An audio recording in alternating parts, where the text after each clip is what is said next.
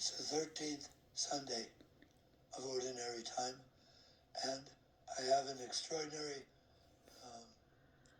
I think it's laryngitis, but it's better today.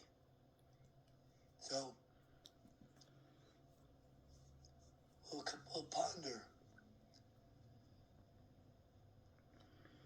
The first reading is amusing in the Book of Wisdom, and I would highly recommend pondering it. That God did not create death, but that the evil one loves destruction. Okay. Then in today's gospel, we have a short form and a long form. The long form has two healings. One, Jesus didn't know about.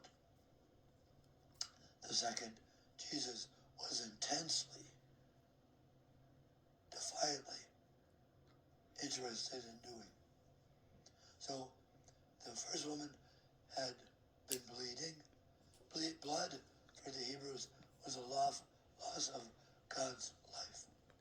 Not just a loss of human life, but that's how God gave life. So he didn't know somebody touched him. He was available just by being who he is.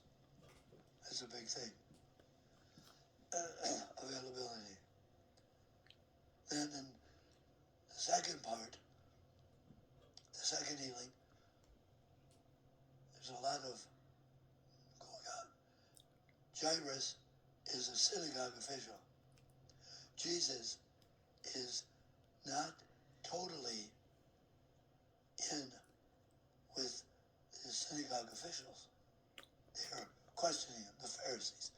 But this one, Jairus, his daughter apparently has died. And he's come to Jesus in desperation. Death has destroyed her. Jesus, as creator then, goes, and everyone outside the house, no, she's big commotion. She's gone. And they're doing kind of the cultic professional mourning. And what Jesus says is really what he said in last Sunday's gospel. The men in the boat, the church in the boat, the church of fear, said, where was your faith? You have little faith. You church, I will be with you, even when it feels like I'm asleep. So, excuse me, I'm coming into your house. And the girl is either dead or asleep. And he raises her. Little girl arrives. Beautiful. Jesus intends to be a healer. The first healing, he intends to be there. And he is healer by who he is. But one little thought, there's a comfort to me.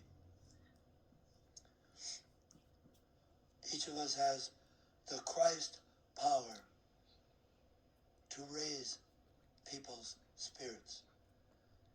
Probably not their bodies, but yes, in some ways, healing the spirit can heal the body.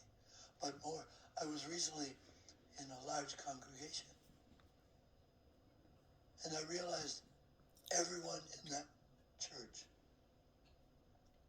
had a story, and I knew some of them. But mainly the people in the congregation didn't know each other's stories. If they knew the story, they'd have been attentive, they'd been caring. What I'm saying is, we can assume that everybody's heart has a part of it that's crying, that's missing, that's losing. And everyone we meet because of the loss, because of the human experience, can walk around not much alive. I think the message for us today is like Jesus. We can encounter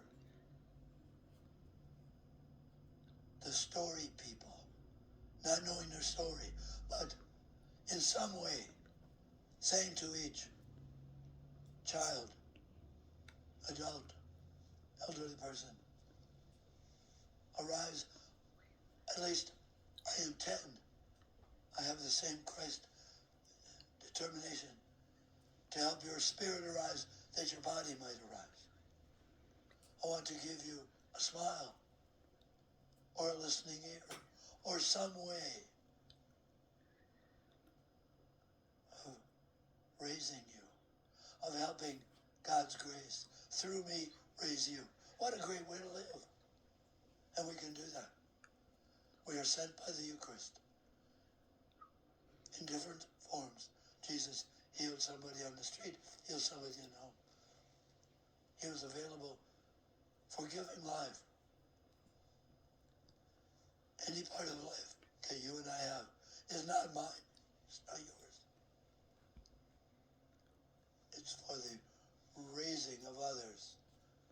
And so to each one, whether we know their story or not, by how we are with them, we do say, arise, walk around, and let faith encourage you to face the next part of your story. Jesus is helping us